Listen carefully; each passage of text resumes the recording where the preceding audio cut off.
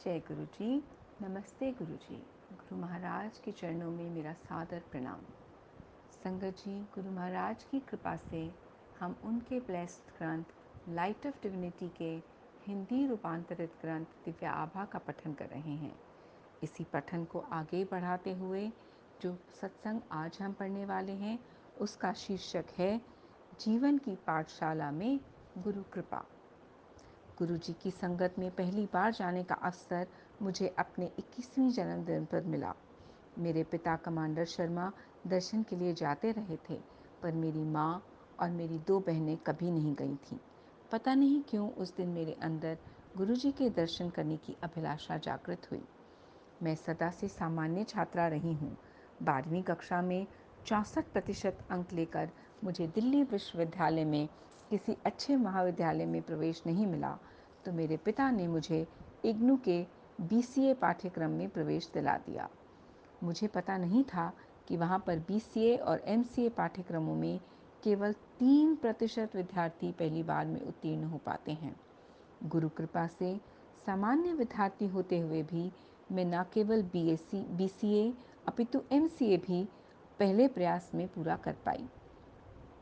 जैसे यह कम था, मैंने स्नातक अध्ययन भी पूरा किया और स्नातकोत्तर अध्ययन करते हुए 1.5 वर्ष का सॉफ्टवेयर डेवलपर का अनुभव भी प्राप्त किया। यह कौन सोच सकता था कि मेरे जैसी लड़की कैसे इतना एक साथ कर सकती है। गुरु जी की कृपा से ही मैं ये सब करने में समर्थ हुई। शीघ्र ही पूरे परिवार ने गुरु जी के दर्शन के लिए जाना आरंभ कर दिया। MCA करने के उपरांत मुझे एक नई नौकरी की आवश्यकता थी। मेरी परीक्षाओं के बाद जब हम गुरु जी के दर्शन के लिए गए, वहाँ पर मेरी माँ ने गुरु जी से मेरे लिए 10,000 रुपये की नौकरी के लिए प्रार्थना करी। मुझे पता नहीं कि माँ ने ये अंक क्यों चुना, परंतु जब मुझे नौकरी मिली तो मुझे 10,000 रुपये का ही वेतन दिया गया।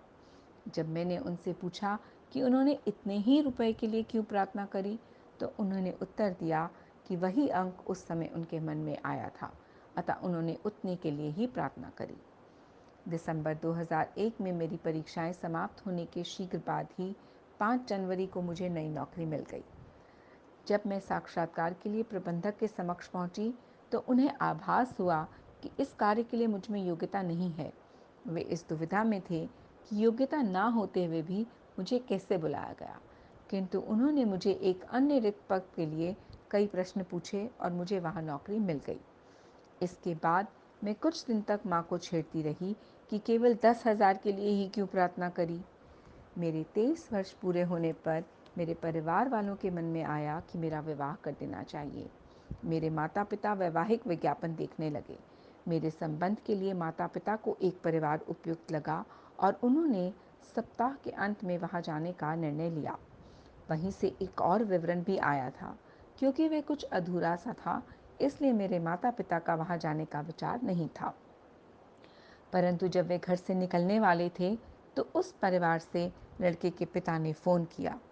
क्योंकि वे फरीदाबाद जा ही रहे थे, उन्होंने दूसरे घर, जो अब मेरी ससुराल भी है, जाने का निर्णय ले लिया। उसके उपरांत गुरुजी की कृपा से सब कुछ कुशल पूर्वक संपन्न हुआ। 2004 में एक रात्रि के अंतिम प्रहर में मुझे गुरुजी का स्वप्न आया, जिसमें उन्होंने कहा कि 2 वर्ष के पश्चात हम विदेश जाएंगे।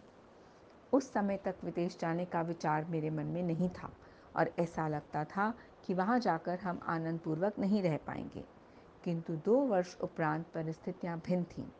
मैं चकित हूँ कि इस समय घटती हुई घटनाएं देखकर मैं प्रसन्न थी। हमारी जर्मनी जाने की योजना सितंबर 2006 में साकार हुई, गुरुजी के स्वप्न के ठीक 2 वर्ष बाद। इसके अलावा और भी अनेक अनुभव हैं। जर्मनी में नौकरी के लिए मेरा फ़ोन पर साक्षात्कार हो रहा था। यद्यपि ये अच्छा नहीं हुआ था, उसके तुरंत बाद मुझे गुरु जी की विशिष्ट सुगंध आई। संदेश स्पष्ट था, चिंता की कोई आवश्यकता नहीं है। वे मुझ पर और मेरे प्रियजनों पर अपना स्नेह बनाए हुए हैं। शुक्राना गुरु जी। संगत जी, ये सत्संग Shrimati Jaya Kaushik, Munich, Germany aunty का है। इसको पढ़ते वक़्त मुझसे हुई सब भूलों के लिए मैं गुरु साहिब और आप सबसे हाथ जोड़कर क्षमा मांगती हूँ। शुक्राना गुरु जी।